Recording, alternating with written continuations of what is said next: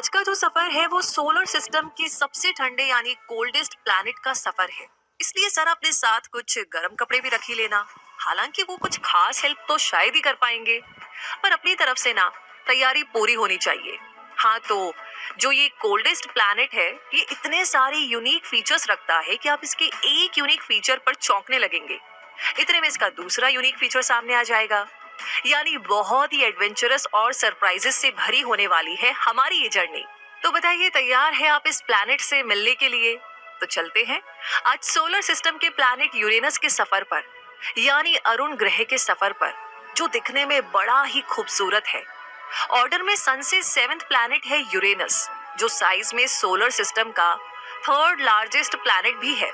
यानी जुपिटर और सैटर्न के बाद इसी का नंबर आता है। वहीं मास में इसकी 4th रैंक आती है, यानी मास में ये 4th लार्जेस्ट प्लैनेट है।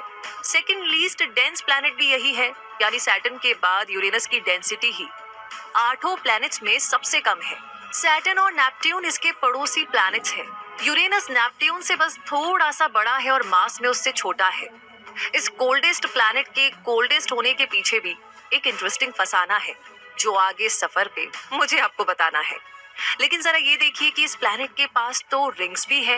अरे वाह!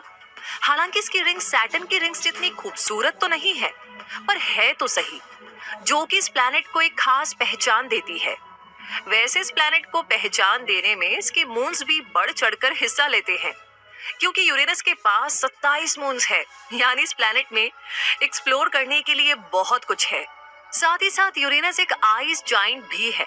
वैसे एक और बात कि सोलर सिस्टम के जो 8 प्लैनेट्स हैं, उनमें से 4 टेरेस्ट्रियल प्लैनेट्स हैं, जो है मरकरी, वीनस, अर्थ और मार्स, और 4 है गैस जाइंट्स, यानी कि जुपिटर, सैटर्न, यूरेनस और नेपट्यून। अब इन 4 गैस जाइंट्स में यूं तो काफी सिमिलैरिटीज है, जो इन्हें गैस जाइंट्स के ग्रुप में रखती है, लेकिन फिर भी कुछ डिफरेंसेस भी है। जैसे कि जुपिटर और सैटर्न की ही तरह यूरेनस और नेपट्यून भी गैस जाइंट्स है, जो हाइड्रोजन और हीलियम से बने हैं। लेकिन इन दो प्लैनेट्स का ओवरऑल कंपोजिशन जुपिटर और सैटर्न से अलग है, क्योंकि यूरेनस और नेपट्यून दोनों में ही गैसेस के कंपैरिजन में वाटर, मीथेन और अमोनिया से बनी आइस की मात्रा ज्यादा है।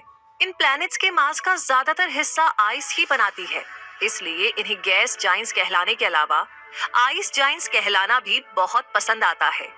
इसका मतलब ये हुआ कि सोलर सिस्टम के आउटर 4 प्लैनेट्स को हम इस तरीके से डिवाइड कर सकते हैं कि इनमें से 2 प्लैनेट्स यानी जुपिटर एंड सैटर्न तो गैस जाइंट्स है, और 2 प्लैनेट्स यूरेनस और नेपट्यून आइस जाइंट्स हैं।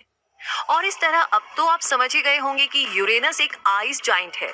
Very good. इंटरेस्टिंग बात देखिए कि इन आइस जाइंट्स के बारे में अभी तक हम बहुत कुछ नहीं जान पाए हैं, इसलिए ये हमारे लिए आज भी मिस्ट्री बने हुए हैं। और जितना कुछ आज हमें पता है वो वॉयेजर 2 की वजह से पता चल पाया है, क्योंकि यूरेनस प्लैनेट को अभी तक केवल इसी स्पेसक्राफ्ट के जरिए विजिट किया और हबल स्पेस टेलीस्कोप की ऑब्जर्वेशंस की बदौलत है। आगे कई सारे मिशंस यूरेनस को एक्सप्लोर करने की तैयारी में भी है, जैसे joint NASA ESA Uranus Pathfinder और MUSE यानी mission to Uranus for science and exploration. अब ये फर्दर मिशंस जो ढेर सारी एक्साइटिंग इंफॉर्मेशन हमारे लिए लेकर आएंगे, वो तो हमें आगे आने वाले टाइम में ही पता चल पाएगी। लेकिन फिलहाल हमारे पास जो है उसे तो जान ही लेते हैं, यानी ये लम्हा फिलहाल जी लिया जाए यूरेनस के साथ। तो चलिए और भी जोश के साथ आगे बढ़ते हैं, क्योंकि ये सफर है यूनिवर्स का, सोलर सिस्टम का, आइस जाइंट यूरेनस का। जरा देखिए तो लगता है जैसे इस आइस जाइंट को शायद भीड़ में चलना बिल्कुल भी पसंद नहीं है, इसीलिए ये अपनी अलग ही चाल से चलता है। तभी तो ये ऐसा प्लैनेट है जो अर्थ और बहुत से अदर प्लैनेट्स के अपोजिट डायरेक्शन में स्पिन करता है। कमाल है ना? वैसे क्या आपको ऐसा एक और प्लैनेट याद आ रहा है जो यूरेनस की ही तरह अपोजिट डायरेक्शन में स्पिन करता है, यानी जिस पर यूरेनस की ही तरह ईस्ट टू वेस्ट रोटेशन होता है, जिससे वहां सूरज पश्चिम में उगता है और पूरब में डूबता है? हाँ, एग्जैक्टली, आपने सही पहचाना। वो है हमारा मौसी प्लैनेट यानी वीनस। लेकिन देखिए यूनिवर्स के हैरत अंगेज कारनामे, कि कहाँ तो हम वीनस के उल्टा घूमने की बात पर ही इतना ज्यादा हैरान थे, और यहाँ तो यूरेनस ना केवल अपने एक्सिस पर उल्टा घूमता है, बल्कि साथ में ये अपनी साइड पर भी स्पिन करता है। और ऐसा करने वाला ये अकेला प्लैनेट है। इसकी इसी रोलिंग स्टाइल की वजह से इसे डांसिंग यूरेनस भी कह दिया जाता है। पर अभी शायद आप समझ नहीं पाए होंगे कि यूरेनस के अपने साइड पर स्पिन करने का क्या मतलब होगा। तो कोई बात नहीं, अभी जान लेते हैं। यूरेनस का टिल्ट सोलर सिस्टम के बाकी सारे प्लैनेट से ज्यादा है, क्योंकि ये प्लैनेट अपने एक्सिस पर अप्रोक्स 98 डिग्री तक झुका हुआ है। यानी जैसे अर्थ का एक्सिस टिल्ट लगभग 23 डिग्री है, वैसे यूरेनस का ऑलमोस्ट 98 डिग्री है। 98 डिग्री, ये तो बहुत ही ज्यादा है। हाँ, तभी तो इस यूनिक टिल्ट की वजह से यूरेनस बाकी प्लैनेट्स की तरह रोटेट करने की बजाय अपनी साइड पर ही स्पिन करता है और सन के चारों तरफ एक रोलिंग बॉल की तरह घूमता है। और अपनी साइड पर घूमने का मतलब हुआ यूरेनस का एक पोल सन की तरफ रहता है और दूसरा पोल सन से दूर रहता है। अब सवाल ये है कि यूरेनस का टिल्ट इतना ज्यादा क्यों है जो इसे बाकी प्लैनेट से इतना अलग कर देता है।